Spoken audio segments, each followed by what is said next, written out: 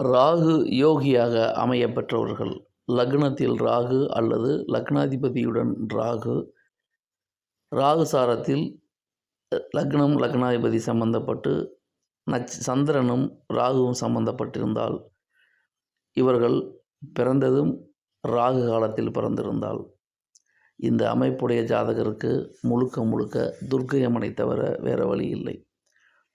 ராகு ஏதாவது ஒரு வகையில் லக்னம் லக்னாதிபதி ராசி அதிபதி இவர்களுடன் தொடர்பு பெற்றிருந்தால் இவர்களுக்கு துர்க்கை அம்மன் தான் மிகப்பெரிய பலம். எனவே இவர்கள் தொடர்ந்து துர்க்கை அம்மனை வழிபட்டு வர இவர்களுக்கு எந்த பிரச்சனை, கஷ்டங்கள், கவலைகள், வேதனைகள், விரக்திகள் எதுவுமே நேராது.